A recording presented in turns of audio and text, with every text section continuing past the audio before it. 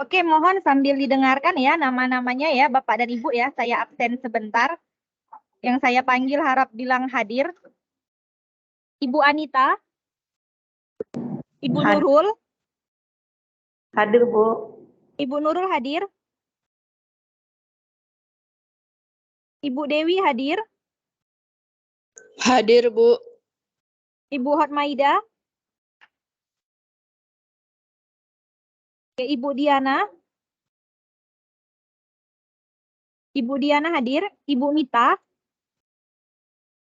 Ibu Awi. Hadir, Bu. Ibu Awi ya yang hadir ya Ibu ya. Iya, Bu. Ibu Rodiatul hadir.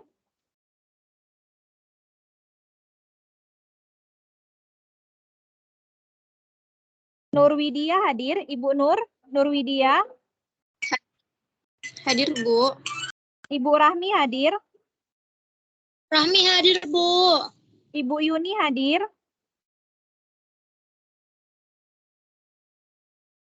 Bapak Hendra hadir. Ibu Sri Mariati. Ibu Desi Nopita. Ibu Desi Nopita hadir. Desi hadir. Desi Nopita Hadir, ya Bu. Ibu ya. Oke. Iya, Bu. Ibu Risma hadir. Hadir, Bu. Ibu Novita Sari hadir. Hadir, Bu. Ibu Yusnida. Ibu Yusnida hadir. Pak Elga hadir. Hadir, Bu. Pak Elga ya Pak ya. Iya, Bu. Hadir, Bu. Ibu Lasro hadir. Hadir, Bu. Ibu Mulyanti hadir. Hadir, Bu. Ibu Masni. Ibu Romasi hadir. Hadir, Bu. Bapak Agung hadir. Hadir, Bu. Bapak Genzi hadir. Bapak Iqbal hadir. Ibu Hoirunisa hadir. Hadir, Bu. Bapak Zailani hadir. Ibu Desi Andriani hadir. Hadir, Bu. Ibu Mentari hadir. Hadir, Bu. Ibu Erlina hadir. Oke, izin Ibu-Ibu, boleh dihidupin kameranya Bapak dan Ibu? Halo, Bu. Iya, dengan Ibu siapa Ibu? Nurul, Bu. Oke, Ibu Nurul ya Ibu ya. Ibu Nurul udah hadir Ibu? Iya, Bu.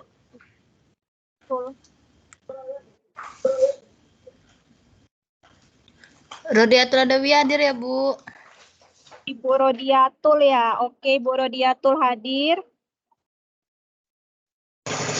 Ibu Masni hadir ya, Bu. Oke, Ibu Masni sudah hadir. Bapak Agung udah hadir? Halo, Iya, dengan Ibu siapa? saya Mita Sepriani hadir ya, Bu. Oke, Ibu Mita ya. Agung hadir, Bu. Tunggu bentar. Ibu Mita hadir. Ibu siapa lagi? Pak Agung hadir ya, Pak ya?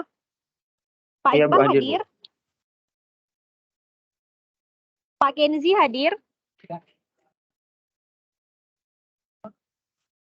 Oke, Bapak dan Mungkin Ibu ada izin kendala boleh jaringan hidupin ke Pak Kenzi, kameranya Bu. dulu sebentar. Kita mau foto dulu.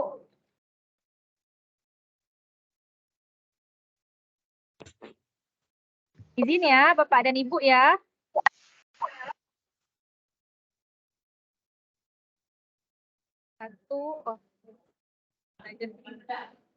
Satu, dua. Ya, Ibu Hoirunisa. Oke. Bentar ya, Ibu.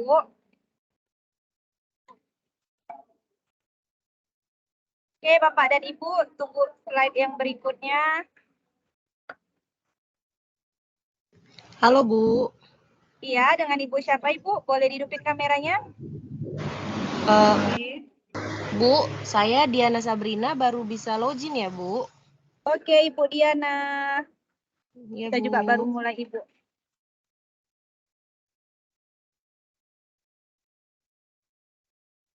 Oke, Bapak dan Ibu, sesi kedua ini juga kembali hadir bersama dengan saya ya minggu kedua ini. Assalamualaikum warahmatullahi wabarakatuh. Selamat siang Bapak dan Ibu. Semoga Bapak dan Ibu sehat-sehat ya. Ya, gimana untuk pengerjaan tugasnya aman? Tugas terakhir kita ini ya, tugas 7, tugas 3 ya kita ya. Kita sudah masuk tugas 3, sesi diskusi 3 juga, sesi diskusi 7 ya kan Bapak dan Ibu. Aman untuk sesi pengerjaannya? Sudah dimulai untuk pengerjaan tugas atau sesi lainnya? Tugas 3 belum Saya share rasa sudah Bapak ya itu. Bapak dan Ibu ya. Oke, nah pada ini pertemuan mungkin pertemuan terakhir bersama dengan saya ya kan. Pak Rizal juga mengamanahkan, dia juga masih di luar kota, belum selesai, pelatihannya sudah selesai, tapi belum hari ini lagi berangkat gitu kan, berangkat kembali ke Kota Medan. Berarti ini pertemuan terakhir kita ya Bapak dan Ibu ya. Terima kasih saya ucapkan untuk partisipasinya yang sudah hadir tepat waktu. Terima kasih Bapak dan Ibu. Nah, kita akan memasukin sesi ke-7 ya Bapak dan Ibu ya. Ini semua sudah berganti ya. Sudah muncul ya tampilannya ya Bapak dan Ibu ya. Materi kita Ya, adalah Bu. sains Sudah. dan teknologi. Jadi penggunaan sains dan teknologi di kehidupan manusia pada kehidupan kita sehari-hari. Nah, ini dapat Bapak dan Ibu lihat di modul 7 ya kan, pada e-modul kita atau pada buku yang dibagikan. Di mana di sini saya akan membahas tentang sejarah dari bioteknologi itu sendiri, baru membahas tentang penerapan bioteknologi. Di sini pada khususnya adalah penerapan bioteknologi pada bidang pangan. Jadi seperti kita sering makan tahu, tempe gitu ya kan, sering mengkonsumsi kecap. Nah, itu adalah salah satu contoh penerapan bioteknologi konvensional. Lalu ada lagi yang namanya pengelolaan sampah. Nah, di sini saya spesifikasikan pengelolaan sampahnya itu adalah sampah organik. Lalu ada sumber energi alternatif. Nah, ini adalah salah satu contohnya pada pembangkit listrik tenaga air. Jadi bagaimana air bisa menghasilkan listrik bagi kehidupan kita sehari-hari. Nah, jadi Bapak dan Ibu diharapkan mohon disimak di sesi kita ke-7 hari ini. Nah, diharapkan juga ini mungkin ada 2 sesi lagi ya kan Bapak dan Ibu atau 3 sesi lagi, saya juga kurang apa. Nah, jadi diharapkan Bapak dan Ibu mohon partisipasinya karena saya melihat di sini ada banyak mahasiswa atau Bapak dan Ibu yang tidak ada nilainya sama sekali di sini. Nah, jadi melalui sesi ini nanti akan saya buka sesi diskusi, gitu kan, sesi tanya jawab, biar Bapak dan Ibu yang tidak ada nilainya, itu menjadi ada nilainya. Jadi diharapkan mohon partisipasinya, mohon disimak pembelajaran kita hari ini. Jadi di sini sangat banyak saya temukan, ada sampai 10 lebih itu, mahasiswa yang sama sekali tidak ada nilainya. Jadi sangat-sangat disayangkan ya Bapak dan Ibu ya, kita tinggal 3 sesi lagi kemungkinan. Jadi kalau Bapak dan Ibu tidak ada nilainya, kemungkinan juga tidak akan lulus atau mungkin lulus dengan nilai yang rendah. Nah, jadi daripada Bapak dan Ibu membayar lagi, ya kan, kalau dia mendapatkan nilai rendah, alangkah baiknya di sesi ini kita mohon ditingkatkan ya Bapak dan Ibu ya. Nah, jadi capaian pembelajarannya adalah mahasiswa dapat menjelaskan penerapan sains dan teknologi dalam kehidupan sehari-hari. Nah, jadi penerapan ini bisa juga diterapkan di sekolah, gitu ya kan, atau pada kehidupan kita, misalnya pada pembuatan kompos, gitu kan. Nah, kita masuk yang pertama sekali adalah pengenalan dari bioteknologi itu sendiri. Oke, penggunaan dari bioteknologi itu sendiri. Nah, bioteknologi ini berasal dari 3 kata, bios, teknos, dan logos. Nah, bios itu artinya hidup, logos itu artinya ilmu, sedangkan teknos itu adalah penerapannya. Jadi, jika kita gabungkan, apa pengertian dari bioteknologi itu adalah pemanfaatan bagian makhluk hidup bebas yang dimanfaatkan itu apa, ya kan? Untuk menghasilkan barang atau jasa yang bermanfaat bagi manusia. Nah, contohnya pada pembuatan tempe, kita itu kan memanfaatkan mikroorganisme sehingga nilai gizi pada kacang kedelai tadi yang menjadi bahan dasar pembuatan tempe gitu ya kan, nilai gizinya itu bertambah. Misalnya semula itu proteinnya itu hanya 20 gitu kan. dengan pembuatan fermentasi atau dengan proses fermentasi, nilai asam amino atau protein itu bertambah menjadi 80. Jadi itulah tujuan dari penerapan bioteknologi ini sendiri. Lalu apalagi misalnya penerapan vaksin, penggunaan insulin untuk yang diabetes, seperti itu. Jadi ada pemanfaatan bioteknologinya. Nah, ternyata sejarahnya dari bioteknologi ini sendiri itu sudah ada Bapak dan Ibu dari tahun 6000 sebelum Masehi. Itu sudah ada sering kita dengar istilah fermentasi. Di mana di barat sana gitu ya kan, itu dia berhasil membuat bir dengan bahan dasar itu ragi. Jadi masyarakat zaman dulu itu dia sudah mengenal istilahnya bir. Bir itu dibuat dengan ragi, tetapi mereka tidak mengetahui bahwa dalam proses peragian tersebut ada yang namanya peranan dari fermentasi. Mereka tidak tahu itu adalah fermentasi. Begitu juga di Indonesia, ya kan, itu sudah ada pembuatan roti, pembuatan tempe, ada juga pembuatan tape gitu kan. Itu sudah banyak digunakan nenek-nenek moyang kita sebelumnya. Tetapi mereka tidak mengetahui bahwa pembuatan tersebut merupakan proses dari bioteknologi itu sendiri, yaitu bioteknologi yang sederhana atau konvensional tadi. Lalu yang berikutnya, ya kan, ada lagi namanya perkembangan di pertengahan abad ke-19. Nah, di mana Bapak ini, si Karl Ereky pada tahun 1919, ya kan, beliau berhasil menemukan enzim dari ekstrak ragi. Nah, jadi dia buat bir gitu ya kan. Kemudian dia berhasil melakukan ekstraksi gitu. Ternyata pada saat pembuatan bir itu terbentuk gula. Adanya gula, kemudian gula ini berubah menjadi alkohol. Nah, jadi dari mekanisme yang ditemukannya ini tadi, itulah dinamakan dengan fermentasi. Kemudian dialah yang mencetuskan adanya istilah bioteknologi itu sendiri. Sehingga di zaman sekarang kita sudah mengenal istilahnya bioteknologi. Nah, kalau sekarang itu adalah pengembangan dari bioteknologi modern. Ya kan, Bapak dan Ibu, kenapa modern? Nah, karena di sini sudah DNA dari makhluk hidup yang disisipkan ke DNA makhluk hidup lain. Sudah ada enzim pemisahnya, yaitu menggunakan enzim retriksi. Lalu sudah ditemukan antibiotik. Dari apa antibiotik ini? Antibiotik dari pelumpuhan bakteri. Sedangkan vaksin ini diperoleh dari pelumpuhan si virus. Jadi sudah mulai canggih berkembang, sudah mulai ada istilahnya penggunaan teknologi di sini. Inilah yang kita terapkan sampai sekarang.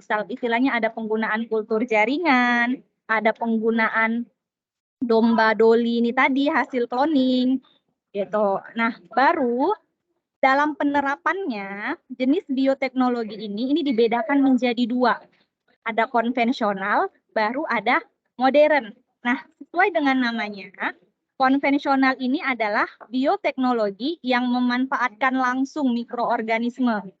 Nah, jadi kalau pada pembuatan tempe, ya kan, ini kan ada kacang kan, kacang kedelai, kita rebus, kemudian kulitnya itu kita pisahkan, kemudian kita taburin ragi. Nah, jadi dari ragi itulah akan tumbuh bakteri atau jamur. Kemudian jamur tersebutlah yang berkembang membentuk tempe. Nah, jadi kalau konvensional ini caranya masih sederhana, teknik-tekniknya masih sederhana. Lalu apa ciri-ciri lagi dari konvensional? Manusia telah melakukannya itu sejak lama. Jadi sebelum ada istilahnya modern, ini adalah yang paling lama dilakukan. Lalu menggunakan teknik fermentasi. Lalu berikutnya sebagian besar digunakan untuk makanan seperti yang sering kita konsumsi ya kan Bapak dan Ibu kan. Ada tempe, ada kecap, ada lagi keju, susu, ada yogurt gitu kan. Lalu tidak dimodifikasi secara genetik. Kenapa tidak secara genetik? Karena dikhawatirkan kalau makanan dimodifikasi secara genetik, nilai gizinya akan berkurang atau dapat mendatangkan masalah kesehatan bagi tubuh kita. Jadi di sini tidak ada modifikasi secara genetiknya. Lalu yang berikutnya adalah langsung menggunakan mikroorganisme. Nah, benar ya, langsung menggunakan mikroorganisme. Kenapa? Karena kita menggunakan ragi. ragi tersebut adalah jenis dari mikroorganisme, yaitu misalnya jamur. Oke, selanjutnya ada lagi bioteknologi modern. Nah, di modern inilah sudah menggunakan enzim, lalu dalam penerapannya ini sudah ada penyisipan DNA ke makhluk hidup. Nah, jadi kalau pada domba Dolly tadi gitu ya kan, DNA dari induknya itu disisipkan ke DNA induk yang lain gitu kan, sehingga dihasilkan anak yang sama persis dengan bentuk induknya. Nah, di sini kita akan membahas tentang penggunaan bioteknologi pada bidang pangan. Nah, ini kacang kedelai yang sering kita konsumsi, ya kan? Kalau pada pembuatan tempe, ini mula-mula kacang kedelainya kita rebus, kemudian kita pisahkan kulit arinya, kemudian kita taburi dengan ragi. Nah, ragi tersebut itulah yang berisi oleh Rhizopus oryzae atau Rhizopus oligosporus. Kemudian ini si jamur ini tadi, ini kan si ragi ini merupakan jenis jamur kan. Ragi ini tadi akan berkembang seperti ini selama 30 jam. 30 jam itu berarti hampir 2 hari lebih ya Bapak dan Ibu ya. Hampir 2 hari lebih itu baru terbentuk kapang seperti ini. 1 hari lebih 30 jam. Terbentuk kapang seperti ini. Nah, coba kita lihat bagaimana mekanismenya. Bapak dan Ibu layarnya sudah berganti semua seperti ini ya. Kalau saya putar kira-kira kedengaran nggak suaranya? Sebentar ya Bapak dan Ibu ya.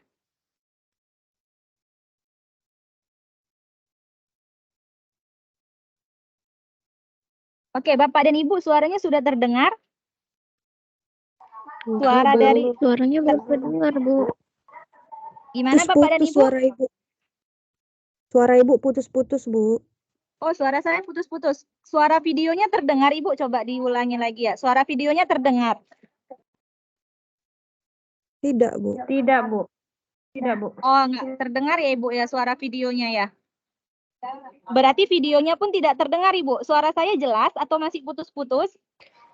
Suara Ibu Ibu udah jelas, suara videonya enggak dengar, Bu. Oke, coba ini saya deskripsikan aja ya secara langsung. Nah, jadi pada saat buat tempe, ini kita buat tempe ya Bapak dan Ibu ya. Nah, kita menggunakan bahannya itu ada kacang kedelai, ada ragi. Nah, ini adalah ragi tempe. Jadi bentuk ragi tempe seperti ini, ya kan? Nah, kemudian mula-mula kacang itu pertama sekali kita rebus. Ya kan? Kemudian kita rebus, kita rendam selama 1 malam. Nah, pada saat ini, saat proses perendaman, ini ada diproduksi asam selama perendaman. Kemudian, di hari berikutnya, kacang kedelai tersebut kita rebus. Ya kan? Setelah kita rebus, kemudian kita pisahkan kulit arinya dengan kacang kedelainya. Kenapa kita pisahkan gitu ya kan? Untuk memudahkan bagaimana jamur tersebut bisa menembus biji kacang kedelainya. Nah, kayak kita pisahkan kacang kedelai dengan kulit arinya tadi. Lalu kita cuci lagi sampai bersih. Kemudian kita taburin ragi. Coba simak dulu videonya walaupun nggak ada suaranya. Baik, Bu. Kacang kedelai direndam 1 malam. Pada saat ini asam diproduksi oleh bakteri, ya kan?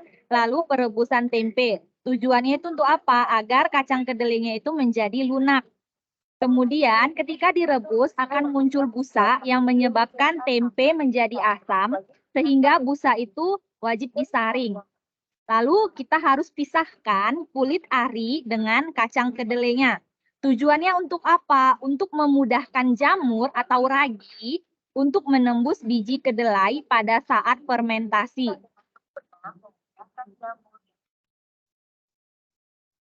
Nah, lalu di sini ada proses pemberian ragi.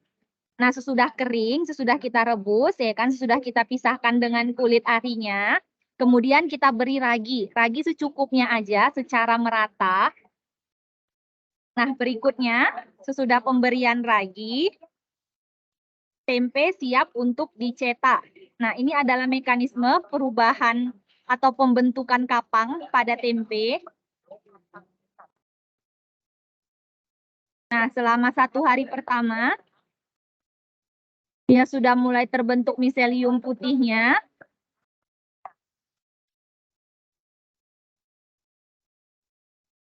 Lalu di hari kedua, miseliumnya sudah mulai tampak, sudah mulai membentuk miselium, atau warna putihnya sudah terlihat. Lalu di plastiknya itu, kalau pada tempe menggunakan plastik, itu sudah ada istilahnya apa ini? Air, butiran-butiran air yang dihasilkan. Lalu makin kelamaan, terbentuklah miselium padatan. Lalu di hari ketiga juga, saat kita memegang tempenya, tempe akan terasa hangat. Nah, jadi kalau pada tempe ini, mengapa dia bisa membentuk miselium gitu kan? Tadi kan kita gunakan ragi. Ini raginya. Di dalam ragi itu terdapat jamur Rhizopus oryzae dan Rhizopus oligosporus. Ya kan? Jadi kita taburkan di dalam kacang kedelai ini. Kemudian si jamur ini tadi, itulah dia akan berkembang.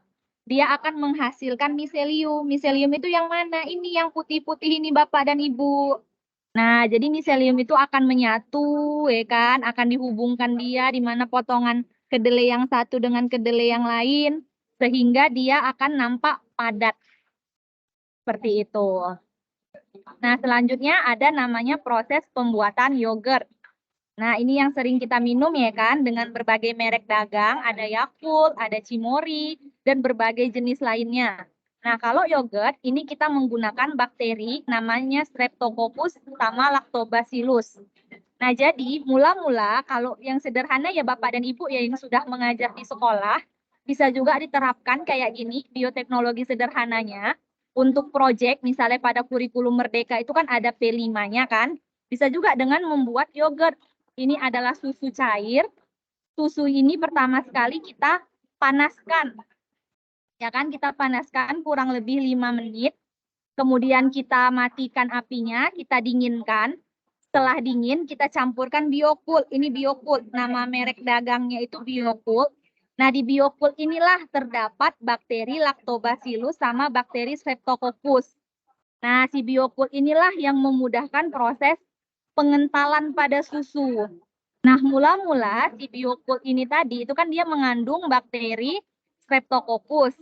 Nah, bakteri ini akan mengubah laktosa menjadi asam laktat. Itulah yang menyebabkan si yogurt ini tadi rasanya asam. Nah, selanjutnya terjadi lagi pemecahan protein susu menjadi susu tersebut mengental. Makanya saat kita minum yogurt gitu kan, susunya itu kental gitu. Berbeda dengan kita minum susu. Kalau kita minum susu kan cair gitu kan. Kalau pada yogurt dia itu mengental. Nah, jadi di sini bisa dilihat videonya.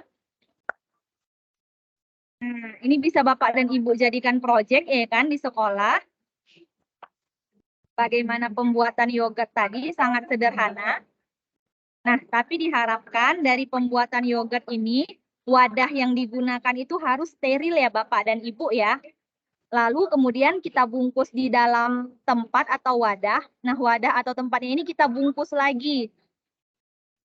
Gitu. Untuk apa dibungkus? Biar bakterinya bisa berkembang. Oke, nah selanjutnya kita sudah sampai pembuatan yogurt. Kita masuk lagi pembuatan kecap. Nah, kalau di kecap sama dengan tempe, bahan bakunya itu menggunakan kacang kedelai. Cuman yang membedakannya apa? Kalau di kecap, kita itu gunakan jamur namanya Aspergillus. Nah, tujuannya untuk apa Aspergillus ini? Kalau di tempe tadi kita kan menggunakan jamur Oligosporus kan? Nah, Oligosporus itu berguna untuk menyatukan kumpulan kacang kedelai tadi. Sedangkan di kecap, Aspergillusnya ini berfungsi untuk merusak campuran biji-bijian. Nah, karena biji-bijinya dirusak, inilah dia menghasilkan cairan kental seperti ini yang kita kenal dengan nama kecap tadi. Aman ya sampai sini ya Bapak dan Ibu ya. Jadi berbeda walaupun bahan bakunya sama-sama kacang kedelai gitu ya kan.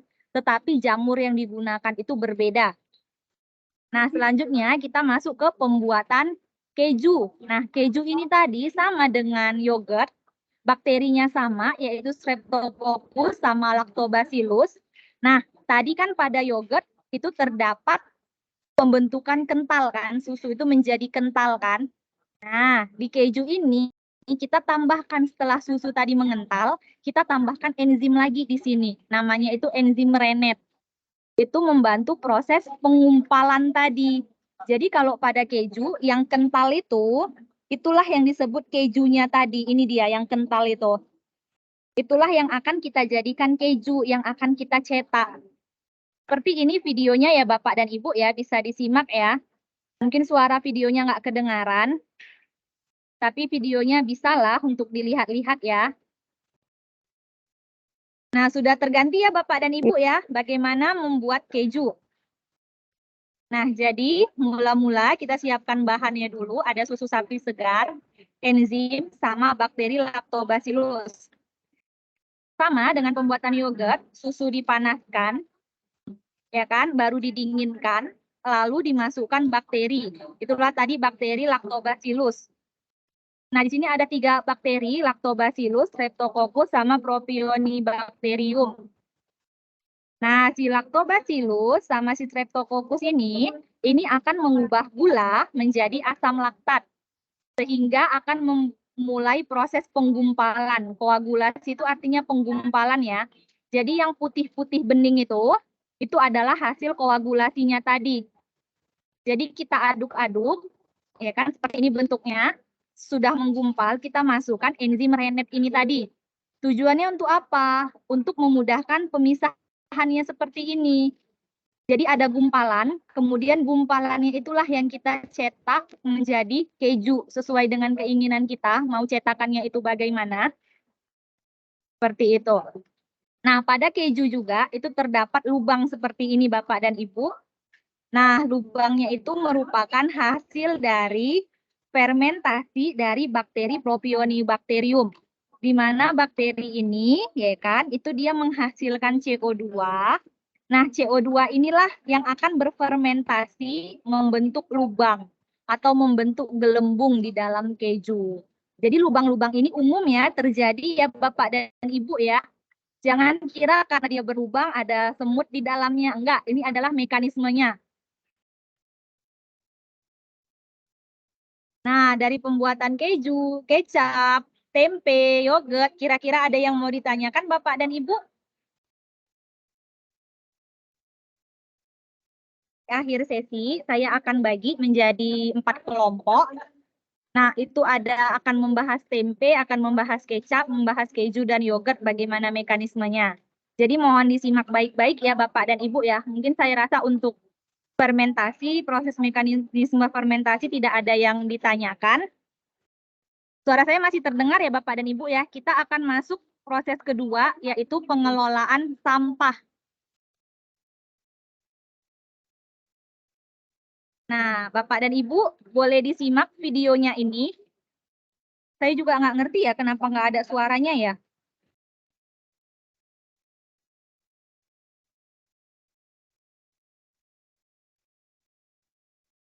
Oke, boleh disimak ya videonya ya.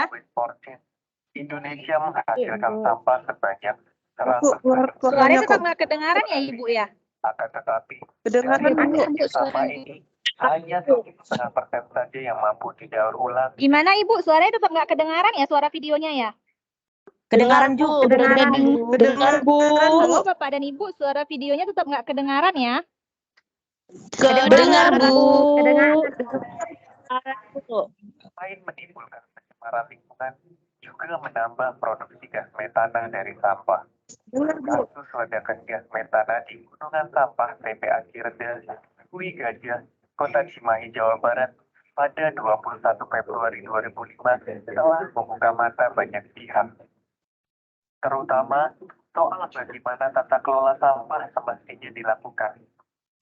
Bukan saja karena telah memicu terjadinya longsor di Kampung Cilimus dan Kampung Pojok, ledakan metana itu juga mengakibatkan 157 orang kehilangan nyawa. Mereka umumnya adalah para warga, dari mereka berprofesi sebagai pemulung. Sejak peristiwa itu, seluruh pemangku kepentingan dalam penanganan sampah mencari cara untuk mengatasi permasalahan ini. Oke, nah saya paparkan ya dari videonya. Ini adalah kasus penumpukan sampah di Indonesia. Itu sangat banyak terjadi, ya kan? Nah, di sini masyarakat sekitar itu hanya beberapa persennya saja yang melakukan proses daur ulang. Nah, kenapa sih sampah itu harus didaur ulang? Seperti yang kita tahu ya kan, jika sampah itu dibiarkan akan terjadi penumpukan. Nah, penumpukan ini akan menimbulkan berbagai faktor penyakit, ya kan? Nah, secara umum juga jika sampah ditumpukkan tanpa kita daur ulang atau tanpa kita proses, itu sampah akan menghasilkan namanya gas metana. Gas metana itu yang terdapat di mana? Pada saat Bapak dan Ibu menggunakan kompor gas. Nah, gas itulah gas metana tadi. Nah, jadi lama-kelamaan gas metana ini itu akan meledak. Gitu. Karena kan dia sifatnya gas kan, dia meledak seperti kasus di Pulau Jawa itu pada tahun 2005, ya kan? Gas kumpulan sampah ini menghasilkan gas metana sehingga terjadi ledakan. Lalu ledakan tersebutlah yang menyebabkan 125 orang meninggal dunia. Nah, jadi di sini saya coba tanya ke Bapak dan Ibu, jika Bapak dan Ibu terpilih sebagai ketua RT atau sebagai gubernur di daerah Bapak dan Ibu gitu ya kan, bagaimana cara Bapak dan Ibu dalam mengelola sampahnya tersebut? Coba dipikirkan dulu selama 3 menit. Nanti saya akan tanyakan, saya akan pilih secara acak siapa yang berhak untuk menyampaikan pendapatnya, sekaligus untuk sebagai nilai tambah ya untuk Bapak dan Ibu ya. Jadi coba dipikirkan, direnung-renungi bagaimana proses pengelolaan sampah yang baik dan benar. Dari sini aman ya? Yang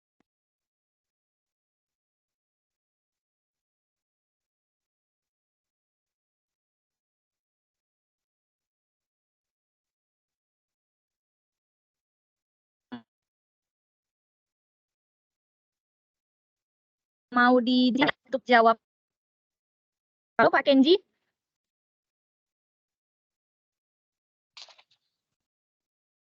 Iya, Bu, Oke, Pak Kenji, ada apa Pak Kenji? Suara saya terdengar dengan jelas? Terdengar, Bu. Oke, ada yang mau ditanyakan Pak Kenji? Iya, Bu, ada beberapa sih, Atau Bu. Bapak Pertama mau tadi, memberikan pendapat itu Pak Kenji? Coba kira-kira menurut Bapak bagaimana pengelolaan sampah di lingkungan tempat tinggal Bapak? yang pertama ini, Bu, saya baru tergabung tadi, tapi berhubung tadi Bu masih menjelaskan, saya tidak berani menyela. Yang kedua, ini pendapat saya tentang sampah, Bu. Jikalau saya menjadi ketua RT, mungkin saya bisa memberdayakan tempat sampah umum, Bu. Dan mungkin bisa memisahkan antara sampah organik dengan anorganik. Setelah itu mungkin saya bisa memberikan tugas kepada seseorang ataupun bisa dijadikan kelompok pembersih yang mungkin nanti sekitar 2 hari sekali membersihkan tempat sampah tersebut, Bu. Mungkin itu menurut saya. Oke, berarti dari Bapak itu ada pengolahan, ada pemisahan tempat sampah ya Pak ya? Ada organik dan anorganik. Oke, lalu anorganiknya ini kita gunakan untuk apa Pak? Langsung kita musnahkan kah? Atau kita biarkan gitu aja Pak?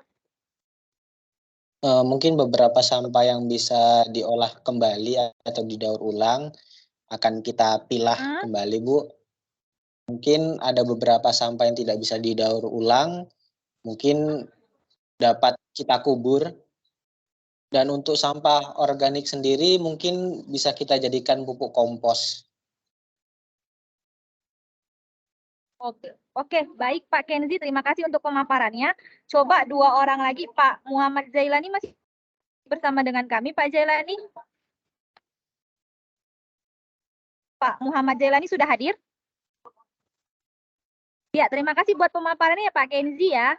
Ibu Anita ada bersama dengan kami, Ibu Anita. Halo Ibu Anita. Halo Ibu Anita, masih bersama dengan kami Ibu Anita. Ibu Nurul masih bersama dengan kami, Ibu Nurul? Halo Ibu Nurul. Halo Ibu Nurul. Apa suara saya tidak terdengar ya Bapak dan Ibu ya? Terdengar, Oke, Bu. Ibu Hotmaida masih bersama dengan kami, Ibu Hotmaida?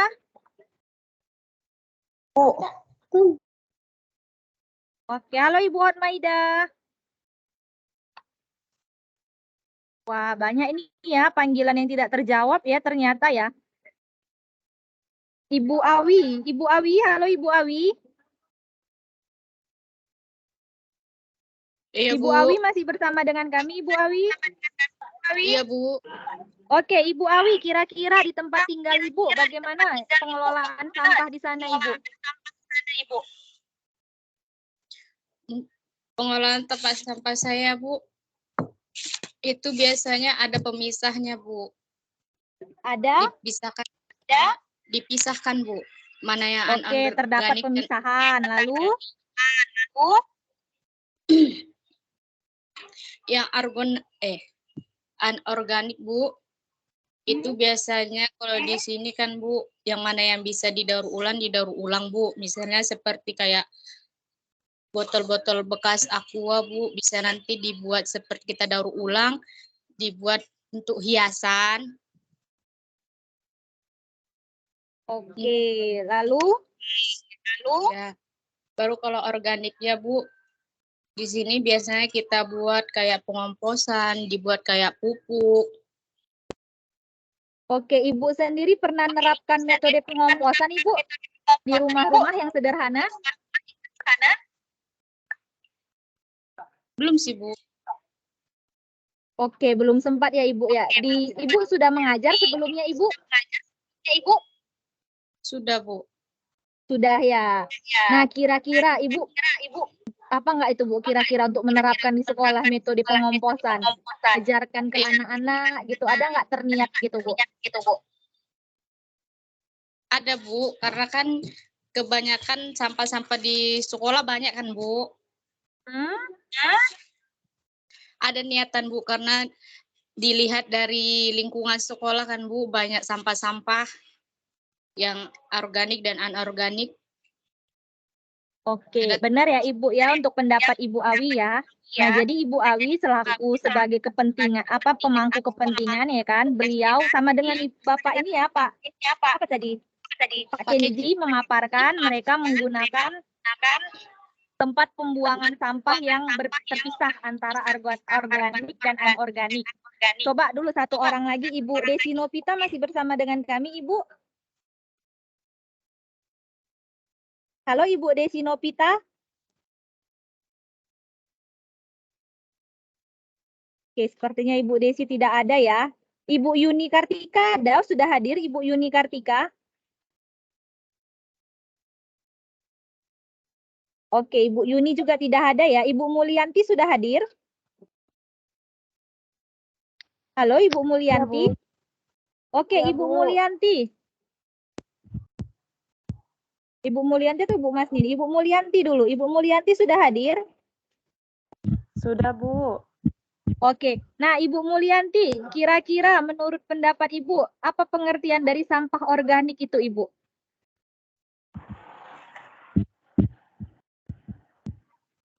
Apa itu sampah organik, Ibu Mulyanti? Sampah organik itu sampah yang bisa diuraikan gitu, Bu. Maksudnya bisa didaur ulang gitu. Oke, sampah yang bisa diuraikan. Apa Ya. beda diuraikan sama didaur ulang, Ibu?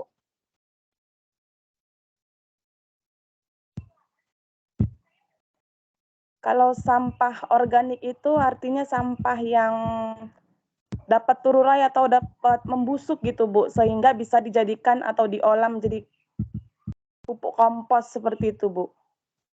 Oke, berarti menurut Ibu sampah organik itu sampah yang bisa diuraikan ya Ibu ya. Berarti salah tadi ya Bu ya, pengertiannya bisa didaur ulang itu salah ya Ibu ya. Maksud Ibu itu bisa diuraikan, benar ya Ibu ya? Iya, maksudnya gampang membusuk gitu, jadi bisa dimanfaatkan sebagai pupuk kompos seperti itu, Bu. Oke, benar ya pengertian dari Ibu Mulyanti tadi. Nah, di sini sampah organik itu apa, ya kan? Nah, sampah organik itu berasal dari sisa-sisa makhluk hidup. Halo? Halo Bu, halo Iya? Bu.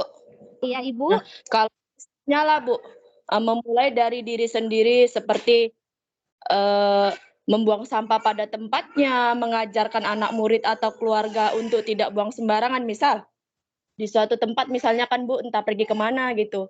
Misal makan jajan gitu kan Bu, sampah itu ditahan, jangan tidak dibuang sembarangan sampai ketemu dengan tempat sampah, misalnya seperti itu, bisa nggak itu Bu?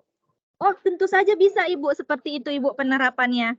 Jadi sangat bagus ya gitu kan. Jadi anak-anak itu jangan langsung membuang sembarangan. Jadi instruksikan, pegang dulu sampahmu, simpan dulu sampai menemukan tempat sampah. Sangat bagus itu ya Ibu Dewi tadi ya Ibu ya. Iya Bu. Iya, sangat bagus juga ya. Jadi nanti tiba menemukan tempat sampah, si anak itu sudah membuangnya di situ. Bu, Gitu. iya. Lalu selanjutnya apa lagi itu Ibu praktik baik yang Ibu gunakan di sekolah Ibu? Tadi lah Bu, kalau misalnya kami kan modelnya ada piket lapangan Bu. Nah kalau udah piket lapangan itu datang pagi cepat, nyapui lapangan dan turut serta semua buang sampah. Nanti pulang sekolah Bu, ya itulah Bu, membakar sampah memang sih Bu ujung-ujungnya Bu. Ya, berarti tetap diarahkan anaknya untuk lebih peduli dengan sampah ya Ibu ya, dari sejak dini ya gitu ya. Ibu ngajar di kelas berapa Ibu sebelumnya? Di kelas 5 Bu. Oh, kelas 5. Oke, Iya, oke, Bu. sangat bagus itu pemaparannya ya Ibu ya. Jadi diingatkan dari sekarang itu anak-anak. Simpan dulu sampahmu gitu kan. Nanti kalau udah temu tempat sampah, dibuang Baru ke situ. Nah, kira-kira Ibu, menurut Ibu, tempat sampah yang ada di sekolah Ibu sudah mencukupi enggak itu dari kebutuhan yang diharapkan? Belum Bu, kami lagi Bu, 4 tingkatan Bu, mulai dari RA, SD, MTS, Alia Bu. Sampah kan banyak, anak juga banyak kan Bu. Jadi kalau untuk tempat sampah memang belum memadai Bu. Oke, memang belum memadai ya Ibu ya untuk tempat sampahnya sendiri ya Ibu ya. Makanya anak-anak pada buang sampah sembarangan ya Ibu ya. Iya Bu, itu masih dari kadang kalau untuk masalah upacara juga sering dibilangin jangan buang sampah sembarangan, tapi ya hanya sekedar dibilangin dan diterapkan juga nggak semua guru menerapkan seperti itu sih Bu. Jadi ya kayak mana ya Bu? Intinya kembali ke guru masing-masing, ke anak masing-masing, sering diterapkan, sering dibilangin, intinya harus cerewet lah Bu, gitu Bu. Ya benar-benar Ibu, harus cerewet kita memang terhadap anak-anak ya kan Ibu kan, biar mereka terbiasa juga ya kan Ibu. Iya Bu. Oke, kira-kira terima kasih Ibu buat pemaparannya. Nah, coba Bapak dan Ibu, kira-kira bagaimana pengelolaan sampah di lingkungan Bapak dan Ibu? Pada Pak Hendra sudah hadir, Pak Hendra? Oke, nggak ada ya. Ibu Yuni Kartika sudah hadir? Nah, coba selain yang saya sebutkan ini, boleh bebas ya siapa aja ya. Kira-kira bagaimana pengelolaan sampah di lingkungan Bapak dan Ibu tinggal? Ada yang memaparkan? Saya Bu ingin mencoba. Oke, dengan Ibu siapa Ibu? Nurwidia Bu. Oke, Ibu Ayu ya. Oke, Ibu Ayu, boleh dipaparkan Ibu Ayu? Iya Bu, mungkin sama seperti jawaban teman-teman yang lain, pastinya akan bukan pemilahan sampah ya Bu, mana sampah organik ataupun non-organik.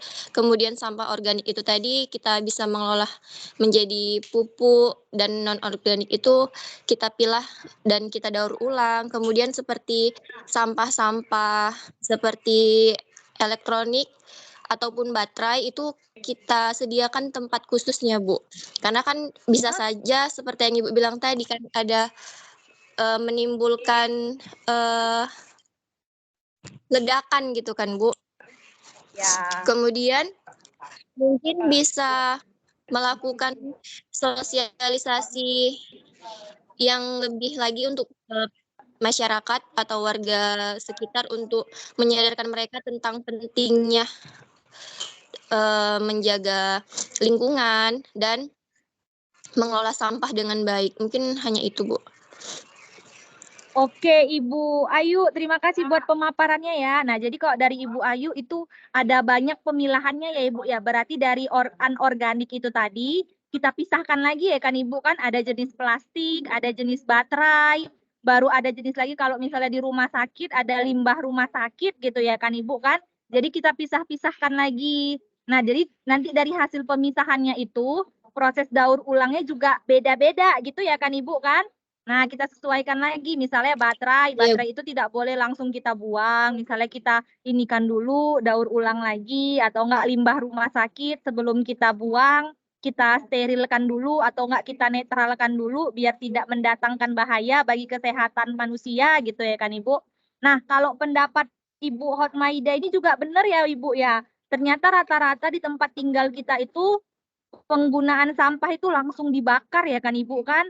Sangat benar juga ya kan, tapi dari saat kita membakar sampah itu kan ada sisi negatif dan sisi positifnya gitu ya kan. Mungkin sisi positifnya sampah yang semula banyak menumpuk gitu ya kan, kita sudah tidak melihatnya lagi. Nah, sisi negatifnya itu bagaimana? Nah, bisa jadi menimbulkan polusi udara. Itu bisa jadi asap yang dihasilkan itu tadi itu akan membuat mata kita perih, ya kan? Baru bisa membuat istilahnya udara di sekitar tersebut tercemar. Nah, jadi sebenarnya dibakar itu bukan merupakan saran yang tepat ya. Ini Ibu atau Bapak? Bapak ya? Oh salah, saya salah berarti ya. Pak Hotmaida ya berarti ya? Ibunya Bu. Ibu ya. Oh, oke. Nah, jadi memang benar ya rata-rata di lingkungan kita ya kan, apalagi di Sumatera Utara ini pengelolaan sampahnya itu masih dibakar ya kan Ibu kan. Nah, jadi nanti ini saya tampilkan bagaimana pengelolaan sampah organik. Nah, diharapkan Bapak dan Ibu bisa menerapkannya di rumah atau di sekolah. Sangat bagus ini Bapak dan Ibu proses penerapannya. Nah, pertama sekali saya memaparkan dulu kenapa bisa sampah organik tersebut berubah bentuknya. Nah, mula-mula kita kan itu waktu melakukan proses pengomposan itu kan sampah-sampah organik kita tumpukan kan? Kita tumpukan di satu tempat gitu. Kemudian saat kita menumpukkannya selama sehari atau beberapa hari, itu dia akan menghasilkan suhu dan pH yang tinggi.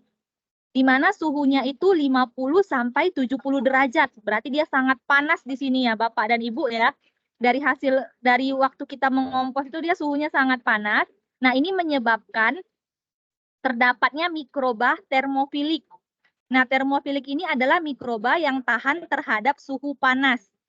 Dengan bantuan oksigen, mikroba termofilik menguraikan bahan organik menjadi CO2, uap air, dan panas. Lalu di sini ada lagi peranan dari jamur. Sedangkan jamur ini akan memiliki hifa. Hifa ini seperti akar, akan memiliki hifa yang dapat masuk ke dalam bahan organik tersebut. Kemudian setelah dia masuk, dia akan menghancurkan bahan organik tadi menjadi lapuk.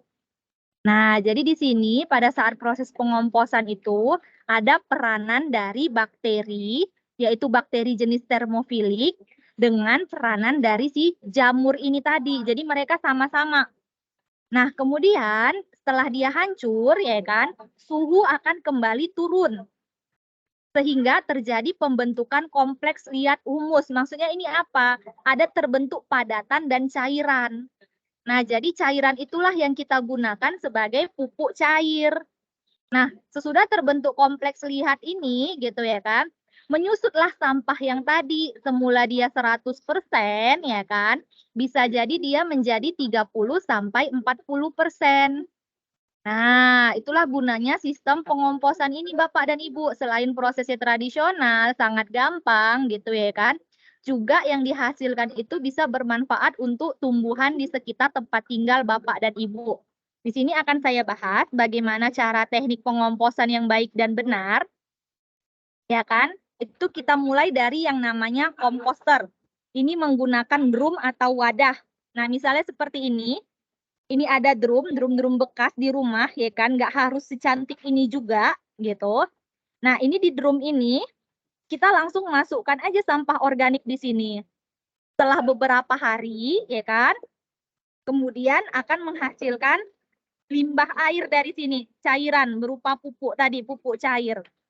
Nah, di sini juga untuk mempercepat proses pengomposannya, Bapak dan Ibu bisa menyemprotkan EM4. Nah, EM4 ini istilahnya bakteri yang kita gunakan untuk mempercepat proses pengomposan tadi. Karena kalau dia secara alami itu kan sangat lama kan Bapak dan Ibu kan. Bisa jadi seminggu dengan peranan EM4 ini kita semprotkan ke dalam. Bisa jadi itu pengomposannya itu selama 4 hari atau 3 hari. Nah ini kita menggunakan drum atau wadah. Ada lagi yang namanya takakura. Ini kita menggunakan keranjang. Nah, jadi di keranjang ini kan namanya keranjang kan, ini kan ada lubang-lubangnya. Nah, jadi nanti sampah organik kita masukkan, kemudian hasil ininya, fermentasinya ini akan keluar melalui celah-celah pada keranjang ini tadi. Gitu. Baru ada lagi istilahnya biopori. Biopori seperti ini Bapak dan Ibu. Ya kan? Nah, ternyata biopori ini selain untuk mengatasi banjir, gitu kan, dia juga bisa sebagai pupuk alami bagi tumbuhan. Jadi nanti di tanah kita ini dibor dengan bor tanah namanya, kemudian kita masukkan pipa paralon ini tadi. Nah, kemudian dari tutupnya ini, kita tinggal masukkan aja sampah organiknya tadi. Jadi seperti ini bentuknya Bapak dan Ibu. Nah, seperti inilah dia. Jadi biopori ini selain untuk mengurangi efek banjir ya kan, bisa juga kita lakukan pengomposan di sini. Nah, selanjutnya ada lagi istilahnya ember tumpuk. Nah, ember tumpuk seperti ini Bapak dan Ibu. Nah, ini ada ember ya kan? Ember ini ember yang di atas, ini bawahnya ini kita lubangi. Ya kan? Kemudian kita isi dengan sampah organik tadi. Nah, dari hasil sampah organik ini kan akan lapuk sampahnya kan, kemudian akan menghasilkan air. Nah, air ini ditampung di ember kedua, kemudian kita gunakan keran, kita putar kerannya, inilah yang akan menghasilkan pupuk organik tadi, pupuk organik cair. Nah, sangat beragam ya Bapak dan Ibu ya proses pengomposannya ya. Ada menggunakan wadah langsung, ada menggunakan biopori, ada menggunakan keranjang. Nah, kalau ini ada menggunakan ember tumpuk. Nah, baru yang ada lagi namanya losida. Nah, losida seperti ini. Saya lihatkan dulu gambarnya. Nah, losida seperti ini. Sama dengan biopori, menggunakan pipa paralon, ya kan? Cuman kalau pada biopori itu kan dia di dalam tanah, ya kan? Kalau pada losida ini, dia bioporinya ini ke atas, nampak. Nah, jadi nanti di sini tutupnya kita buka, inilah yang kita masukkan sampah organik tadi. Gitu. Lalu ada lagi dengan pembuatan ekoenzim. Nah, kalau ekoenzim ini tadi, dia bentuknya seperti cairan ini bisa juga kita gunakan sebagai pupuk, pembersih lantai. Nah, tapi kalau pada ekoenzim ini, kita sudah memasukkan dari gula, ada peranan dari gula Jawa. Nah, jadi dia seperti ini, kalau pada ekoenzim mekanismenya, ada gula Jawa, kemudian kulit buah atau sampah organik, kemudian ada air bersih. Dengan perbandingan 1:3:10, jadi lebih banyak itu airnya. Nah, jadi kita tutup, nanti kita campur semua bahannya, ya kan, gulanya hanya sedikit aja, kita campur bahannya, kemudian kita tunggu selama sebulan, paling lama, ya kan, itu akan terbentuk menghasilkan ekoenzim namanya. Nah, ekoenzim ini apa fungsinya? Ini sebagai cairan pembersih lantai, sebagai cairan ini penyubur tanaman, sabun, cairan sterilisasi, serta cairan lainnya sebagai obat kumur, pupuk organik. Nah, coba Bapak dan Ibu dari pembuatan kompos yang sederhana ini, kira-kira yang mana yang menurut Bapak dan Ibu kira-kira bisa diterapkan di lingkungan sekolah?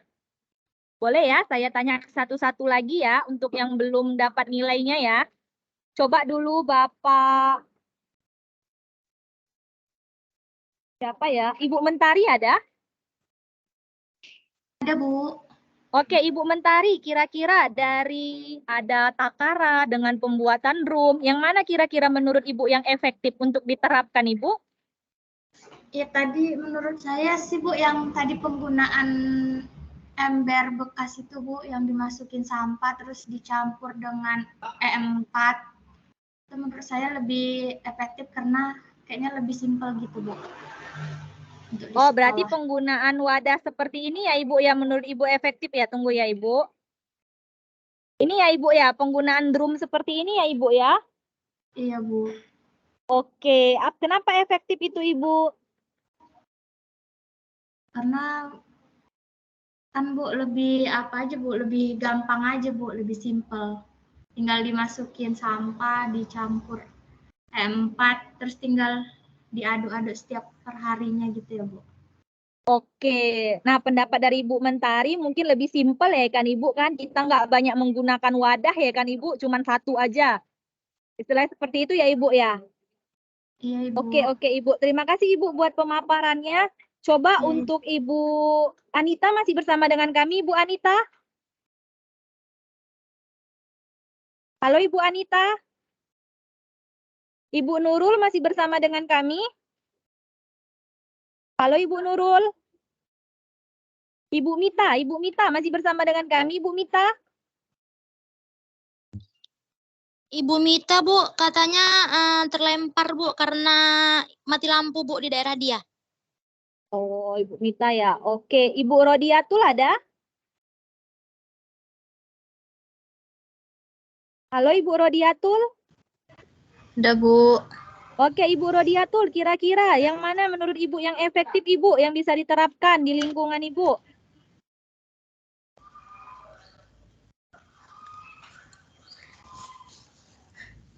Sepertinya sama dengan Ibu Mentari tadi, Bu, karena yang drum dia lebih simple. Oke, menggunakan drum. Yang lainnya Ibu, jangan sama lah Ibu, bedakan lah Ibu. Lakukan inovasi Ibu.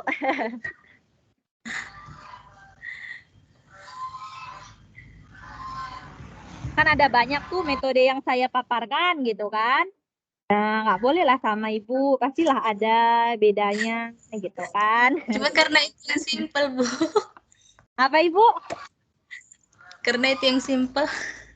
Oh, itu yang simpel ya Ibu menurut Ibu ya. Oke, Ibu Yuni Kartika masih ada? Oke, terima kasih Ibu Rodiatul. Ibu Yuni Kartika masih ada? Ibu Novita Sari masih ada? Ayo bapak-bapak lah ini ya dulu. Iya, Ibu Novita Sari, kira-kira yang mana menurut Ibu yang efektif Ibu? Menurut saya Bu sama ya Bu pakai drum itu karena kan dia lebih diletak di samping rumah atau di mana itu kan lebih gampang Bu. Tadi tinggal masukin aja nanti tinggal ini udah Bu. Jadi nggak perlu ribet gitu Bu. Dan tempatnya juga simple nggak menu-menuhin di daerah lain gitu Bu.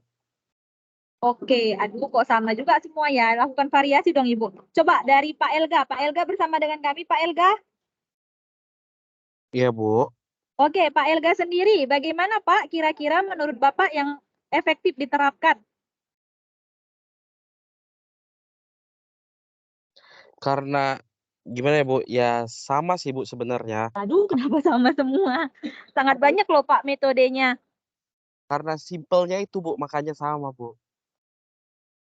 Karena simpelnya itu. Ya, karena kan Yang kalau lain juga simpel, Pak.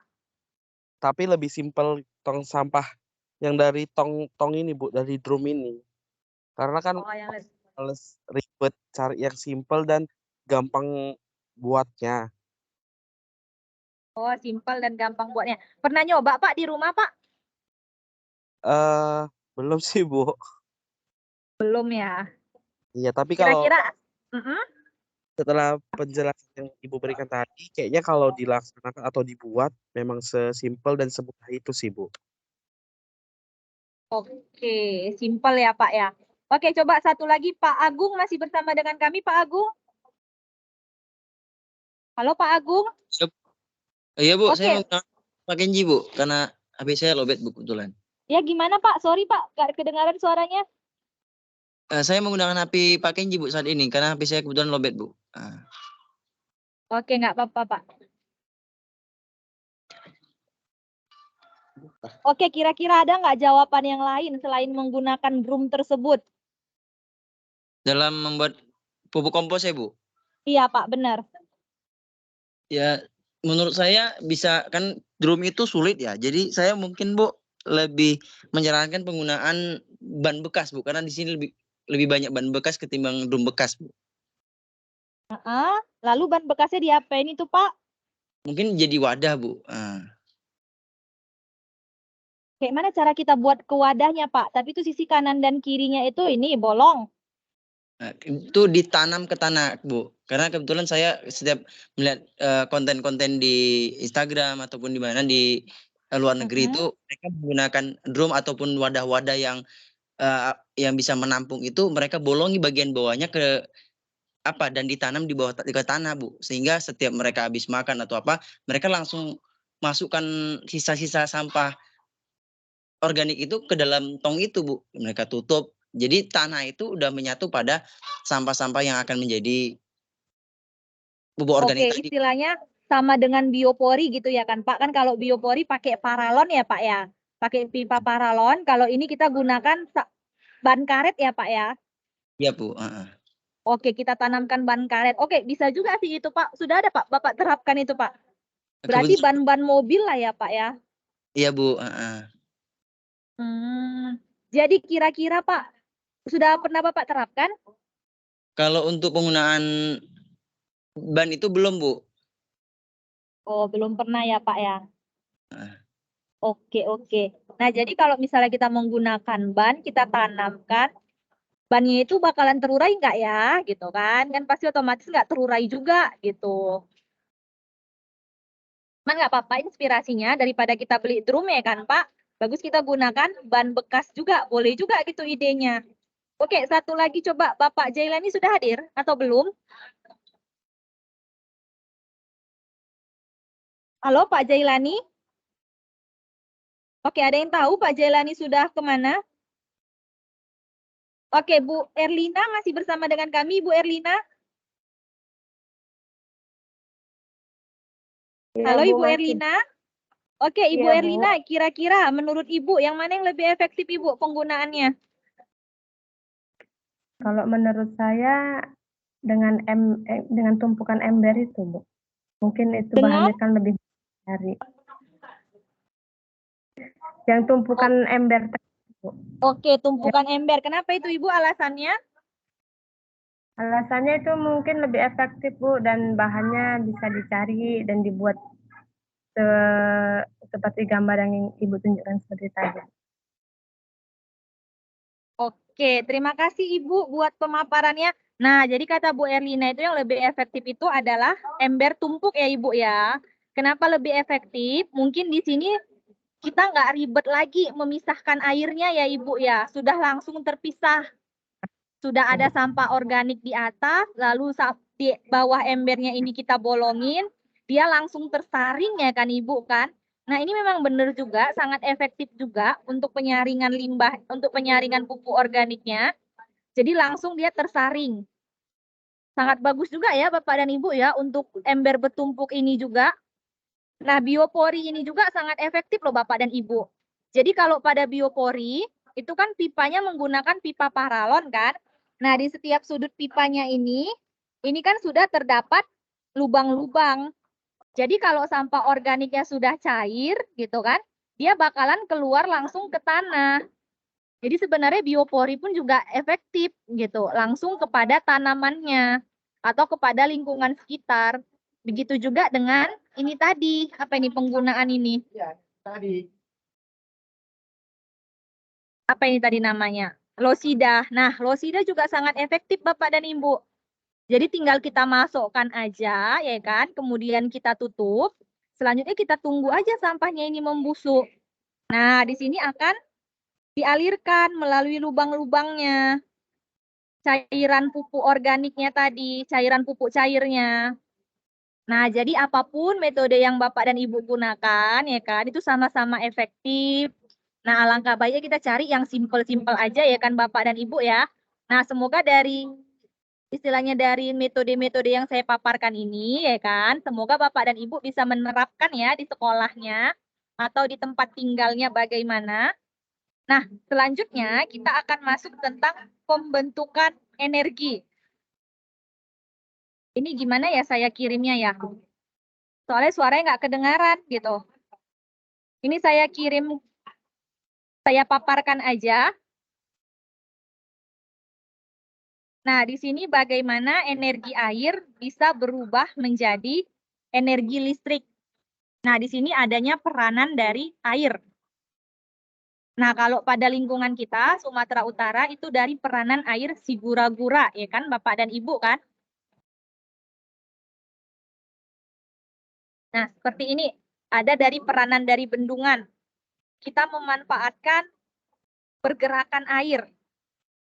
Nah, jadi mula-mula air dari waduk atau dari sungai itu akan masuk melalui pintu air.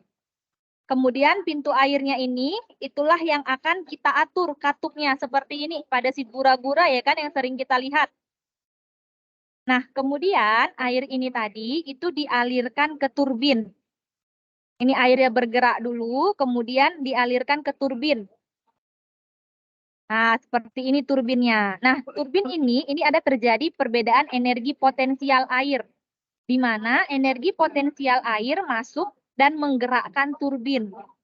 Kemudian energi gerak tadi itulah yang kita ubah menjadi energi listrik. Nah, dengan peranan generator tadi, jadi adanya generator yang mengubah energi gerak menjadi energi listrik. Sehingga energi listrik dari generator itu tadi, itu diatur tegangannya. Kemudian dialirkan melalui transformer. Nah, kemudian energi listrik ini tadi, inilah yang dibagikan ke konsumen melalui saluran transmisi. Nah, jadi sama aja mekanismenya, mau dia penggunaan air, ya kan? Mau dia penggunaan, angin, mau penggunaan panas, gitu ya kan? Sama mekanismenya, menggunakan turbin dan menggunakan generator untuk mengubah energinya tadi, energi gerak menjadi energi listrik, sama mekanismenya. Nah, contohnya apa? Misalnya pada bendungan, ya kan, yang sering kita lihat. Nah, jadi kita memanfaatkan pergerakan air, lalu ada peranan dari turbin. Nah, turbin inilah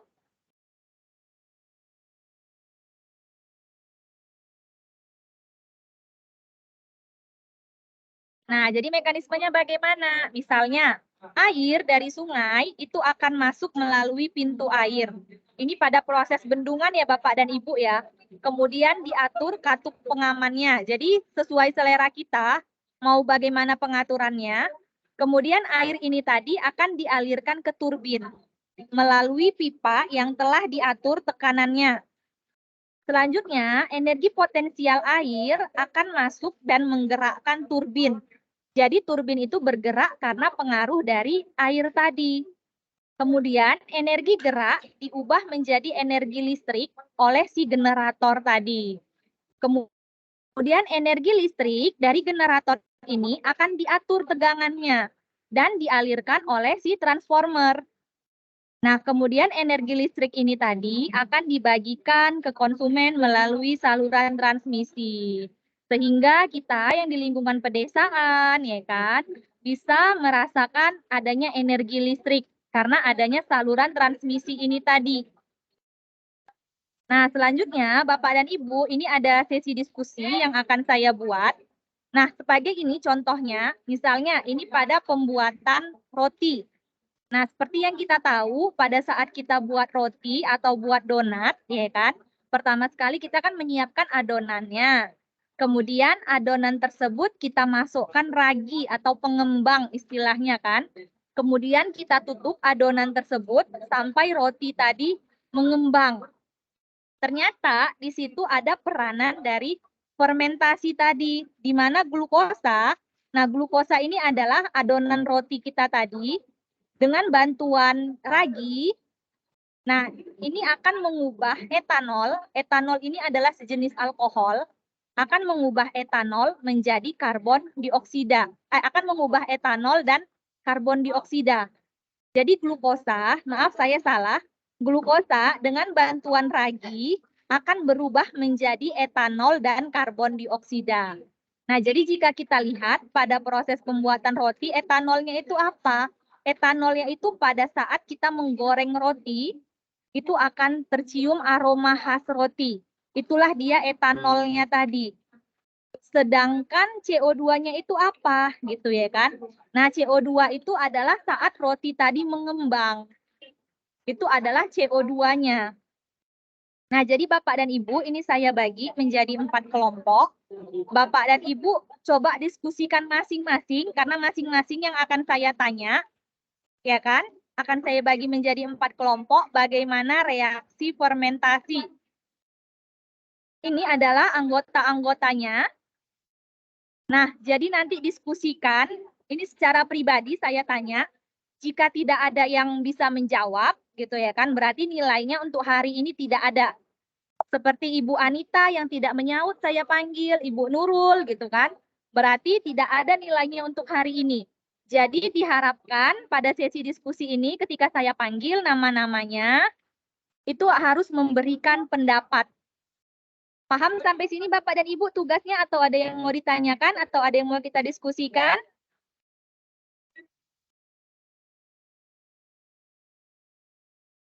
Oke, paham ya? Saya rasa ya Bapak dan Ibu ya.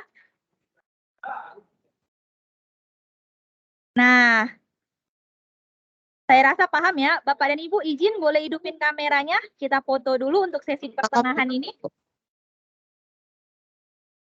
Boleh ya Bapak dan Ibu izin hidupin kameranya semua Bapak dan Ibu izin.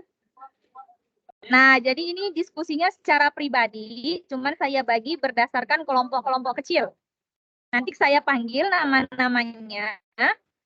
Siapa yang bisa menjawab dengan benar, itu akan saya kasih nilai plus.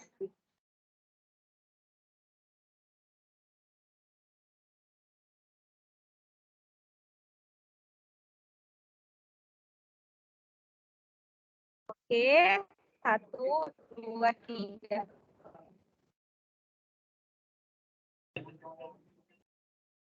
Boleh ya Bapak dan Ibu ya didiskusikan dari sekarang ya.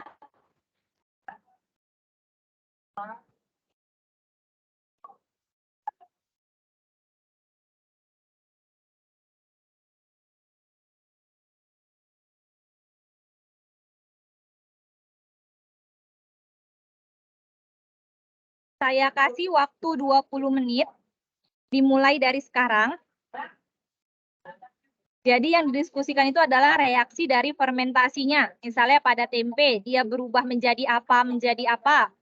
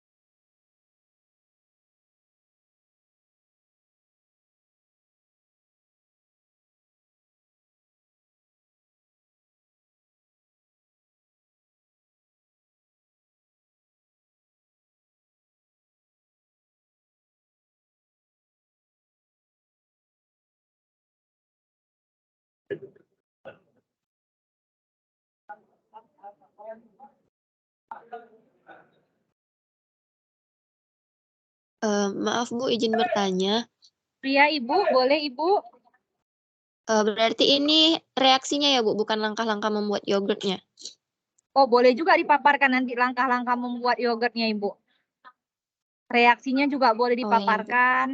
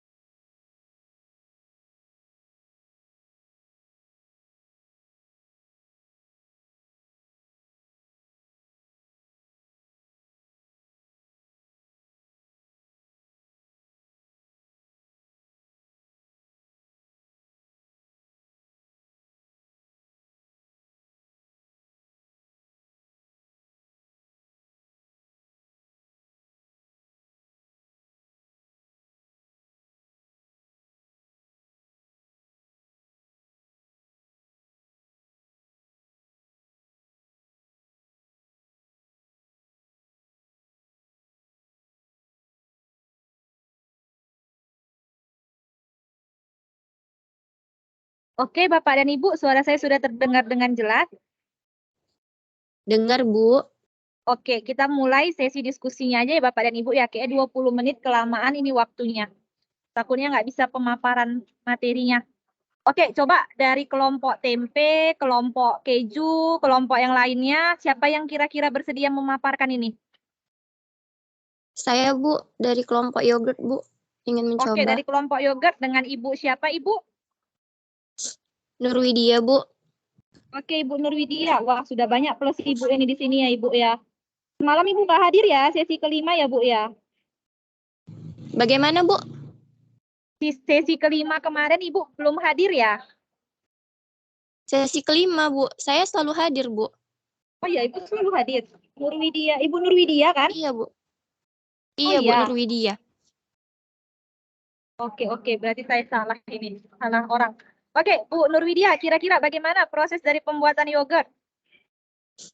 Iya, jadi di sini saya akan mencoba memaparkan langkah-langkah dari pembuatan yogurt itu seperti yang sudah Ibu jelaskan tadi, mempersiapkan bahan, yaitu susu segar, baik itu susu sapi ataupun jenis susu lainnya seperti susu kedelai, baru menyiapkan starter yogurtnya, Bu, yang mengandung bakteri asam laknat. Nah, jadi di sini ada 2 tahap, yaitu tahap pemanasan susu dan pendinginan susu. Jadi langkah pertamanya, mencampurkan starter yogurt ini ke dalam susu dengan merata, dan harus memastikan ya starter yang kita gunakan ini harus yang mengandung bakteri asam laknat. Kemudian di sini langkah selanjutnya yaitu inkubasi. Tempatkan campuran susu dan starter ini dalam wadah tertutup dan biarkan menginkubasi selama beberapa jam. Baru tahap selanjutnya yaitu setelah inkubasi, yogurt akan menjadi lebih kental karena pembentukan asam laktat dan koagulasi protein. Nah, setelah langkah-langkah tadi sudah dilakukan, kemudian di sini langkah selanjutnya yaitu mendinginkan yogurt dalam lemari es untuk memperlambat proses fermentasi dan memberikan konsistensi yang diinginkan. Nah, itulah tadi beberapa langkah-langkah pembuatan yogurt, Bu. Selanjutnya saya Oke. akan menyampaikan langkah reaksi fermentasinya, Bu. Oke, boleh Ibu dipaparkan? Ya, jadi langkah reaksi fermentasinya, yang pertama itu ada konversi laktosa, di mana bakteri dalam starter yogurt ini mengkonsumsi laktosa atau gula dalam susu sebagai sumber energi.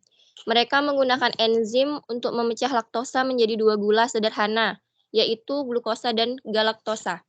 Selanjutnya, produksi asam laktat, di mana bakteri mengubah glukosa dan galaktosa menjadi asam laktat melalui proses fermentasi. Dan asam laktat inilah yang memberikan rasa asam pada yogurt. Selanjutnya, peningkatan keasaman. Seiring waktu, konsentrasi asam laktat ini meningkat, sehingga menciptakan lingkungan asam di dalam yogurt. Lingkungan asam ini membantu mencegah pertumbuhan bakteri patogen yang tidak diinginkan. Langkah selanjutnya yaitu koagulasi protein, di mana asam laktat juga berkontribusi pada penggumpalan protein dalam susu, terutama protein bernama kasein. Inilah yang memberikan yogurt menjadi kental. Nah, setelah tadi yogurt mengental, kemudian ada juga langkah di mana yogurt ini nanti aroma dan rasanya menjadi berubah. Selama fermentasi ini, bakteri menghasilkan senyawa-senyawa yang memberikan aroma dan rasa khas yogurt. Dan ini termasuk berbagai senyawa yang mempengaruhi profil organoleptik seperti ester dan asam organik lainnya. Jadi langkah terakhir yaitu kematangan dan konsistensi. Jika lama inkubasi dan kondisi fermentasi ini mempengaruhi kematangan dan konsistensi akhir yogurt. Jadi proses ini dihentikan dengan pendinginan yogurt setelah mencapai tingkat fermentasi yang diinginkan. Jadi untuk kesimpulannya tadi, dalam langkah-langkahnya sampai di reaksi fermentasinya, Bu, ada langkah pendinginan dan ada langkah pemanasan dan pendinginan dalam pembuatan yogurt, Bu. Mungkin hanya itu, Bu, yang bisa saya sampaikan. Terima kasih, Bu. Oke, terima kasih Ibu Nurwidia buat pemaparannya. Coba Ibu Rahmi masih bersama dengan kami, Ibu Rahmi. Ya, Bu. Oke, Ibu Rahmi, tadi Ibu Widya bilang ada menggunakan bakteri. Apa itu, Ibu, bakteri yang terdapat dalam pembuatan yogurt? Bakteri Lactobacillus bulgarisus, Bu, itu sejenis bakteri yang berperan dalam pembuatan yogurt. Setelah itu juga ada bakteri Streptococcus thermophilus, Bu, itu juga bakteri yang menghasilkan asam laktat tadi, Bu. Oke, apa peranan dari kedua bakteri itu, Ibu? Peranannya, Bu, mungkin membantu proses pembentukan dari si yogurt tadi sih, Bu, menurut saya gitu. Membantu proses pembentukan si yogurt tadi ya, Ibu ya? Bu. Ya, apa-apanya gitu, Ibu, yang dibantu? Mekanisme apanya aja gitu? Mekanismenya, Bu, mungkin penambahan yang tadi dibilang itu penambahan kultur starter bakteri seperti Lactobacillus bulgarisus dan Streptococcus thermophilus tadi, Bu, ditambahkan ke dalam susu sebagai kultur starter. Setelah itu, Bu, bakterinya mungkin mulai berkembang biak dan mengonsumsi si laktosa dalam susunya, begitu. Oke, coba Ibu, ini masih bersama dengan kami, Ibu Sri Mariati masih ada? Atau tidak hadir Ibu Sri ini? Ibu Sri hadir? Ibu Sri sudah hadir? Oke, sepertinya tidak ada ya Ibu Sri ya. Ibu Desi Novita? Ibu Desi Novita juga tidak hadir? Ibu Risma? Ibu Desi Novita hadir? Iya, Bu. Tapi maaf ya, Bu, di sini ada kemalangan, Bu. Jadi kurang fokus. Oh iya, Ibu.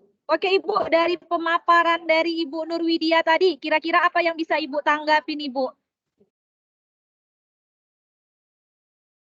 Dari pembuatan yogurt ya, Bu. Iya, boleh, Ibu. Maaf ya, Bu, sebelumnya karena kurang fokus karena ada kemalangan anak Ibu yang meninggal, jadi sedikit-sedikit saja, nggak apa-apa ya, Bu? Iya, nggak apa-apa, Ibu. Paparkan aja, Ibu, yang pemahaman Ibu. Ya.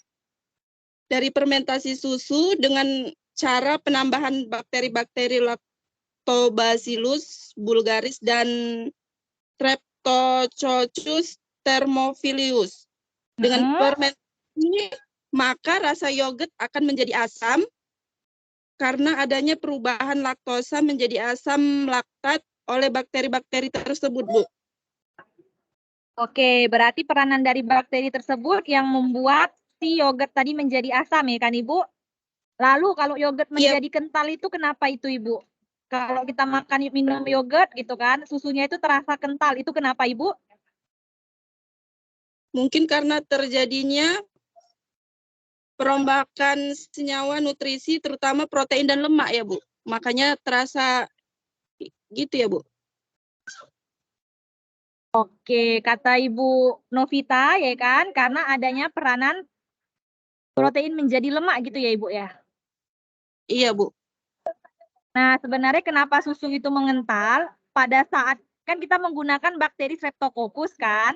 Nah, bakteri ini akan mengubah laktosa menjadi asam laktat. Sehingga kita rasa itu yogurt itu menjadi asam, ya kan? Itulah yang mengapakan cita rasa yogurt itu asam. Kemudian terjadi pemecahan protein susu. Nah, karena pemecahan itulah menyebabkan susu tadi mengental.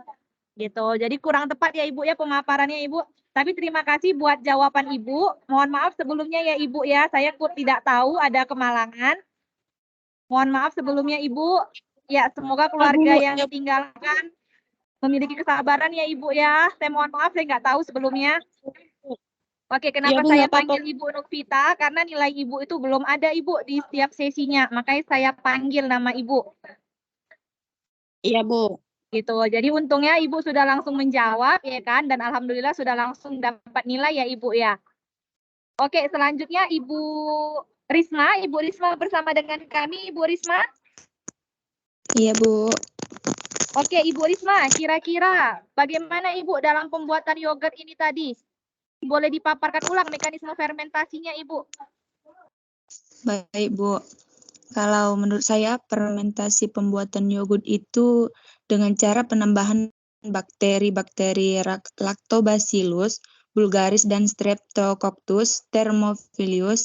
Dengan fermentasi ini yogurt akan menjadi asam karena adanya perubahan laktosa menjadi asam laktat. Atau pada pembuatan yogurt ini dimulai dari hidrolisis laktosa menjadi glukosa dan galaktosa.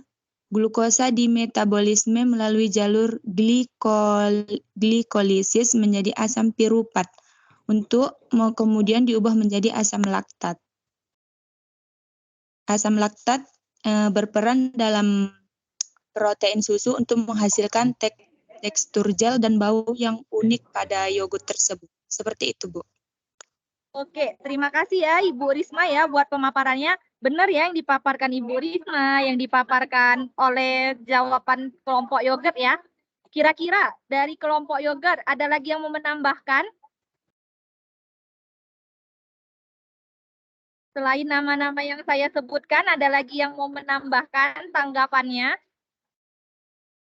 Oke, berarti untuk kelompok yogurt sudah aman ya. Coba untuk kelompok tempe dulu, ada yang mau memaparkan hasilnya kelompok tempe? Ada Bu, saya Bu. Oke, dengan Ibu siapa? Ibu Awi ya, Ibu ya? Iya Bu. Oke, coba paparkan Ibu Awi.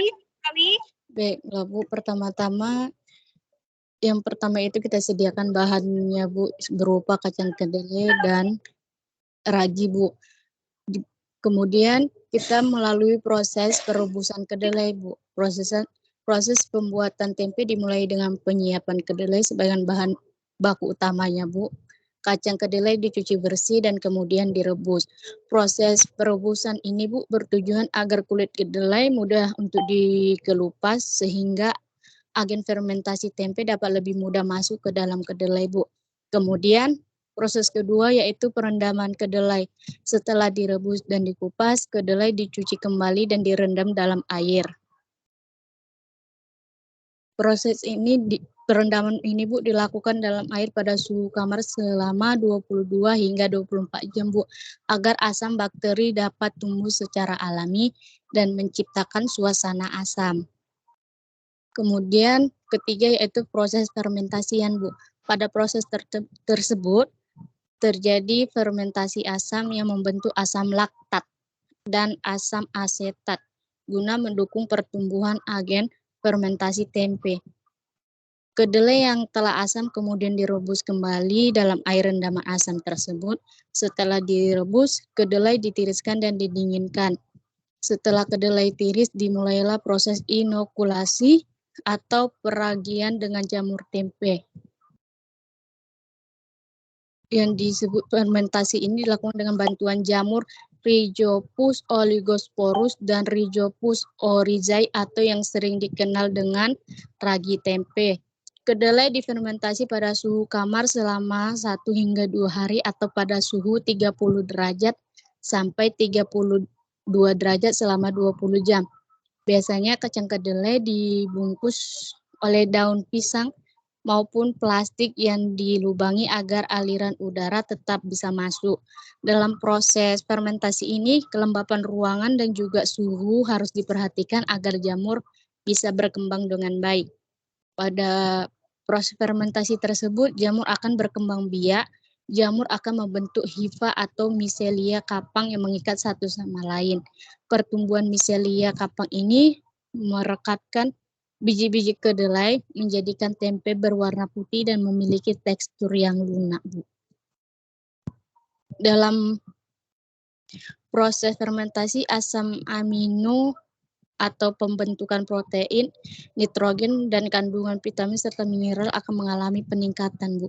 Pada proses ini juga senyawa antioksidanan atau antibakteri dibuat sehingga kedelai yang difermentasi berubah menjadi tempe dengan nilai gizi tinggi, Bu. Sudah, Bu. Oke, Ibu Awi, terima kasih buat pemaparannya. Coba Ibu Anita sudah bersama dengan kami. Ibu Anita, Ibu Nurul. Ibu Anita, Ibu Nurul, sepertinya mereka tidak hadir ya. Sudah meninggalkan forum kita ya sepertinya ya. Hadir, Bu. Saya Nurul, Bu. Oke, ini dengan Ibu Anita ya. Nah, coba Ibu Anita, kira-kira bagaimana mekanisme fermentasi pada pembuatan tempe Ibu Anita? Baik, Bu. Boleh dipaparkan ya Ibu ya.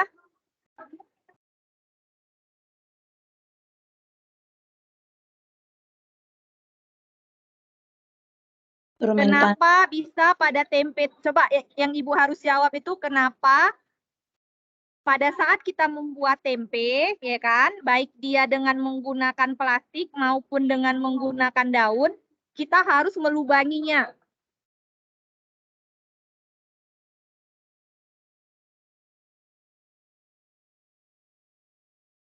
Pertanyaannya,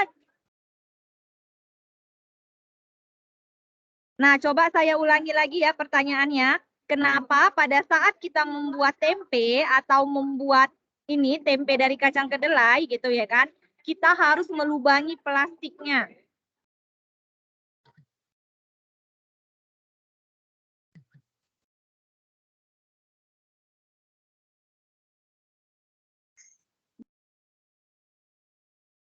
Boleh saya jawab, Bu?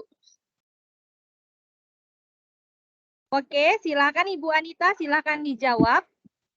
Baik. Melubangi plastik saat pembuatan tempe memiliki tujuan untuk memungkinkan aerasi atau pertukaran udara di dalam wadah. Lubang-lubang ini memungkinkan udara untuk masuk dan karbon dioksida yang dihasilkan selama fermentasi keluar. Seperti itu, Bu. Atau proses fermentasi tempe melibatkan pertumbuhan jamur Rhizopus oligosporus pada biji kedelai. Jamur ini memerlukan oksigen untuk tumbuh dan berkembang dengan melubangi plastik. Seperti itu, Bu. Terima kasih. Nah, jadi benar ya Bapak dan Ibu ya untuk pemaparan Ibu Anita. Jadi kita pada pembuatan tempe, mau dia dari plastik maupun dari daun, kita wajib melubanginya. Tujuannya untuk apa? Ternyata jamur Rhizopus oligosporus yang terdapat di ragi, ini dia berkembang biak dengan aerobik. Aerobik itu apa artinya? Dia membutuhkan oksigen untuk bisa berkembang. Nah, kalau plastiknya tertutup, ya kan, bagaimana dia bisa memperoleh oksigen? Nah, dengan kita lubangi, memudahkan si jamur tadi berkembang, gitu ya kan Ibu Anita ya, benar ya Ibu ya? Nah, jadi dengan kita memberi lubang itu, menyebabkan bakteri tadi berkembang, sehingga terbentuklah miselium berwarna putih tadi yang kita lihat. Nah, coba sekarang Ibu Nurul sudah bersama dengan kami, Ibu Nurul. Iya Bu, saya Bu. Oke, Ibu Nurul, coba dulu Ibu paparkan. Kenapa pada pembuatan tempe itu kita pada proses fermentasinya itu terasa panas tempenya. Kenapa itu Ibu? Panas yang dihasilkan itu merupakan zat apa gitu?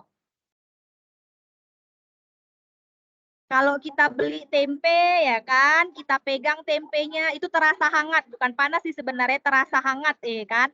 Hangat itu dihasilkan dari apa ke apa itu Ibu? Ada yang bisa memaparkan untuk kelompok tempe?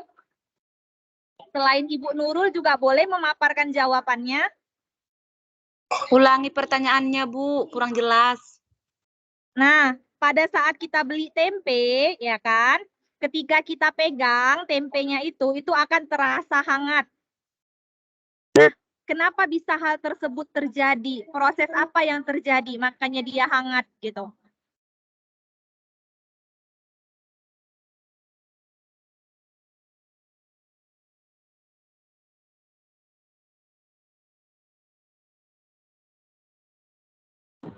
Karena adanya pertumbuhan jamur yang masih aktif dalam tempe, Bu, di dalam tempe tersebut. Oke, kata Ibu Nurul karena ada peranan jamur ya Ibu ya yang masih aktif ya. Iya Bu. Nah, jadi benar ya Bapak dan Ibu ya, kan mula-mula jamur tersebut membentuk hifa. Nah, hifa ini akan berkumpul membentuk miselium. Itulah yang kita lihat tempe tadi berwarna putih. Kemudian lama-kelamaan ya kan, miselium itu akan menyatu, menyebabkan tempe tadi, kacang kedelai, menjadi padat, menjadi kompak, istilahnya menyatu. Kemudian dia akan terasa panas. Benar ya, itu karena adanya aktivitas dari jamur tersebut. Istilahnya dengan kata lain, karena jamur tersebut melakukan proses fermentasinya. Makanya kita pada saat menyentuh tempe, gitu kan, saat membeli tempe, itu terasa tempenya panas, hangat. Gitu. Oke, terima kasih Ibu Nurul, Ibu Anita, Ibu siapa lagi yang tadi menjawab. Oke, terima kasih buat pemaparannya. Coba untuk kelompok kecap, kira-kira siapa yang bisa memberikan pendapat? Saya, Bu. Oke, dengan Ibu siapa ini, Ibu? Ibu Lasro Pasar Ibu, Bu. Ibu siapa? Ibu Lasro ya? Oke, Ibu Lasro, boleh Ibu? Baik, Ibu Bu. paparkan mekanisme pembuatan kecap aja dulu. Oh, baik, Bu. Oke, Ibu.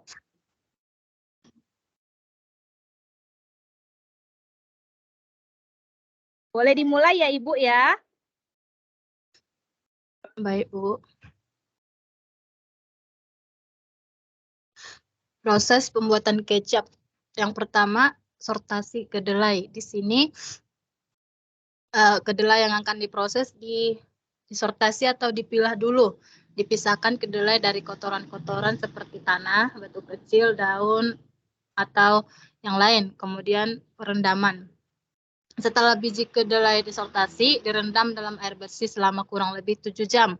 Kemudian ditiriskan. Kemudian tahap ketiga, perebusan dan pendinginan. Sini biji kedelai yang telah direndam, direbus menggunakan tungku kayu atau dengan steam selama 1 sampai 2 jam sampai lunak. Kemudian ditiriskan hingga dingin di atas tampah selama 5 sampai 6 jam. Kemudian tahap keempat, peragian atau fermentasi. Di sini biji kedelai yang sudah direbus tadi dan yang sudah dingin ditaburi ragi kecap, diaduk sampai rata. Kemudian disimpan selama 3 sampai 4 hari hingga ditumbuhi jamur. Nah, proses fermentasi pada kecap ini menggunakan jamur Aspergillus sojae atau Aspergillus oryzae. Nah, mula-mula kedelai difermentasi dengan kapang Aspergillus sp dan Rhizopus sp menjadi semacam tempe kedelai. Kemudian tempe ini akan dikeringkan dan direndam di dalam larutan garam. Nah, mikroba yang tumbuh pada rendaman kedelai ini pada umumnya dari jenis kamir dan bakteri tahan garam seperti kamir Saccharomyces dan bakteri susu lactobacillus. Mikroba ini akan merombak protein menjadi asam-asam amino dan komponen rasa dan aroma serta menghasilkan asam. Kedelai akan difermentasi pada larutan dengan kadar garam 5 sampai 20%. Kemudian tahap kelima yaitu perendaman dalam larutan garam. Biji kedelai yang telah ditumbuhi jamur kemudian direndam dalam larutan garam dengan konsentrasi 20% atau 200 gram garam dalam 1 liter air. Perendaman ini dilakukan sekitar kurang lebih 1 bulan. Nah, selama perendaman setiap pagi dijemuri atau dijemur di panas matahari dan diaduk-aduk. Nah, dan di sore hari ditutup dan disimpan. Kemudian tahap ke-6 yaitu penyaringan. Setelah proses perendaman dalam larutan garam selama 1 bulan, biji kedelai ini mengalami fermentasi. Yang selanjutnya dilakukan adalah penyaringan. Yang ke-7 perebusan. Perebusan kedua kali. Nah, di sini ditambahkan bumbu halus ke dalam filtrat. Tiap 1 liter filtrat ditambahkan 2 kg gula merah yang telah dilarutkan dengan air 0,5 liter. Direbus dengan menggunakan tungku. Diaduk-aduk sampai mendidih. Itu Bu tahap pembuatan tempe. Nah, pada proses fermentasi kecap ini menggunakan 2 tahap, yaitu fermentasi padat atau fermentasi koji atau tempe dan fermentasi cair. Maaf Ibu Lasro sebelumnya maaf. Nah, kalau pada pembuatan kecap kita menggunakan jamur apa ini Ibu? Menggunakan jamur atau bakteri? Bakteri, Bu. Bakteri atau jamur Ibu untuk pembuatan kecap? Jamur, Bu, jamur. Jamur atau bakteri Ibu? Ayo Sebentar, konsisten Bu. Ibu kira-kira. Sebentar, Bu, saya melihat ini saya dulu, catatan-catatan saya dulu, Bu. Oh, bakteri, Bu, bakteri. Oke, namanya apa itu Ibu?